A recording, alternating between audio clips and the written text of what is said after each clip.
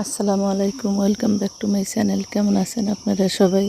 আশা করি আল্লাহর অশেষ রহমতের কাছে দূরে যেখানে আছেন সবাই ভালো আছেন। আমরা আল্লাহর অশেষ রহমতে ভালো আছি। প্রতিদিনের মতো আজকে আরেকটি ব্লগ শুরু করলাম।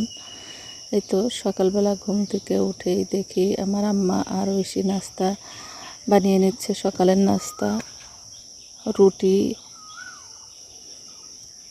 সকালের নাস্তা শেষ করে আজকে আমরা আমার বোনের বাড়িতে বেড়াতে যাব। আমার বোন অসুস্থ, ওকে দেখতে যাচ্ছে। আমার আম্মা, আমি আর আমার দুই ছেলে, আমার দুই ভাই, আমরা সবাই যাব।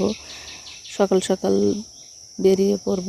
সারাদিন থেকে বিকালে আবার চলে আসবো। আমার বোনের বাড়ি আমাদের বাড়ি থেকে বেশি দূরে না, 1 ঘন্টার রাস্তা।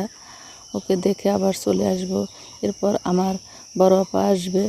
আমরা সবাই একসাথে কয়েকদিন কাটিয়ে এরপর আবার বাসায় চলে যাব।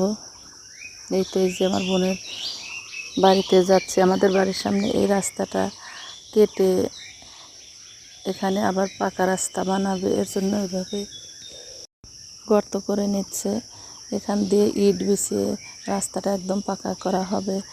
রাস্তা অবশ্য পাকা করা আছে, যতটুকু বাদ ছিল এই রাস্তা বাকি আমাদের গ্রামের একদম শেষের মাথায় ছিল, সেটা থেকে অন্য গ্রামের দিকে যাচ্ছে। এই যে আমরা এখন বেরিয়ে পড়েছি, যাচ্ছি আমার বোনের বাড়ি। আমার আম্মা, আমি, আমার দুই ভাই। ঈদের মধ্যে বৃষ্টি হয়েছিল, গত 2 দিন বৃষ্টির কারণে এখন আবহাওয়া তেমন একটা গরম নাই, তবে আজকে রোদ উঠেছে, একটু গরম গরম মনে হচ্ছে। এই যে আমরা এই গাড়িতে করে যাচ্ছি, সেহেতু কাছেই। এই যে আমার ভাইয়ের মেয়েও যাচ্ছে, আমার ভাই নিয়ে যাচ্ছে ওর মেয়েকে আর আমার ছেলেকে।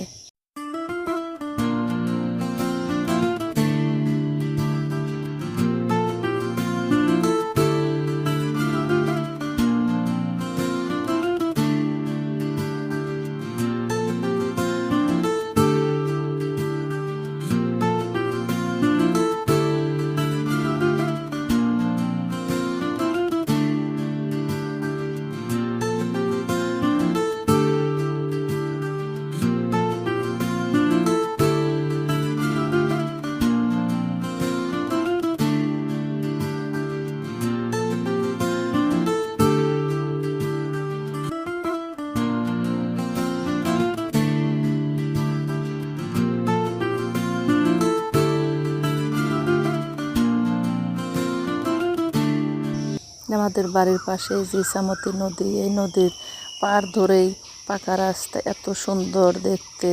এই রাস্তাটা 2 সাইড থেকে ফলের গাছে ঢাকা। আমরা রাস্তায় যেতে যেতে কতগুলো আম যে দেখলাম রাস্তায় পড়ে আছে। এক সময় কিন্তু আমের অনেক অভাব ছিল আমাদের এলাকায়, এখন এত আম হয়েছে যে গাছের নিচে পড়ে থাকলে একজনেরটা আরেকজন নেয় না। প্রত্যেকের বাড়িতেই অনেক আম কাঁঠালে ভরপুর। আর এই সময় তো বাংলাদেশে প্রায় সবখানেই আম কাঁঠাল একদম ভরপুর আছে, এর জন্য মানুষের চাহিদাও কম। যেতে যেতে ভাবলাম এত সুন্দর একটা রাস্তা, এটাকে ক্যাপচার করে নেই।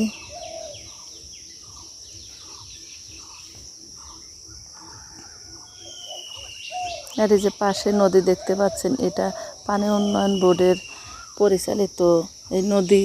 এখানে মাছ ছাড়া হয় সরকার থেকে। আমাদের এই নদীটার নাম ইছামতি নদী।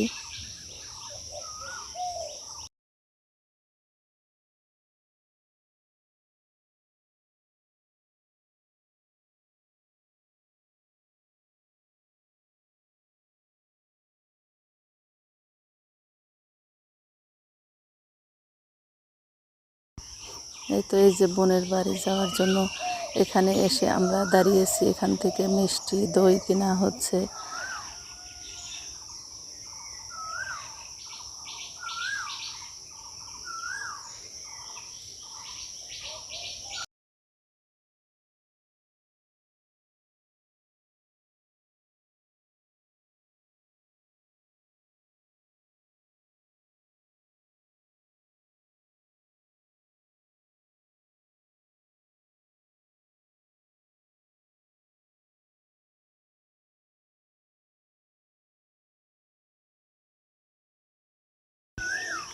এই তো বোনের বাড়ি চলে এসেছি। এখন দুপুরে খাওয়া দাওয়া করব, কিছুক্ষণ ঘোরাঘুরি করব, এরপর বিকাল হলেই আবার চলে যাব। এদিকে আমার বড় আপা আমাদের বাড়িতে যাচ্ছে, এর জন্য তাড়াহুড়া করেই চলে যাচ্ছি। সন্ধ্যা পর্যন্ত থাকতাম, কিন্তু থাকা হলো না, যেহেতু আপা যাচ্ছে। আমার বোন অসুস্থ থাকার কারণে ও আমাদের বাড়িতে এবার ঈদে যেতে পারে না, এর জন্য আমরা সবাই দেখতে এসেছি। ওকে দেখে চলে যাচ্ছি, আর হয়তো বাড়িতে সহজে আসা হবে না, এর জন্যই ভাবলাম এসে দেখে যাই।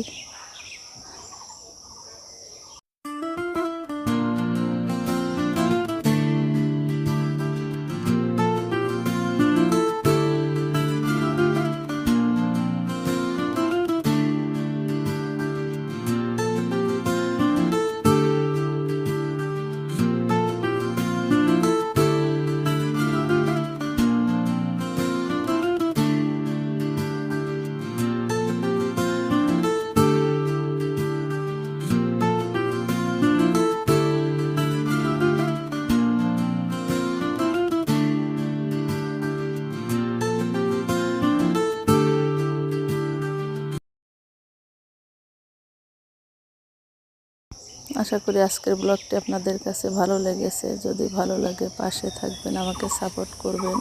এই যে আমার বোনের বাড়িতে এত লেবু গাছ, অনেক লেবু গাছ, আর এত লেবু হয়েছে মাশাআল্লাহ। আজকের মতো বিদায় নিচ্ছি। আল্লাহ হাফেজ, আসসালামু আলাইকুম।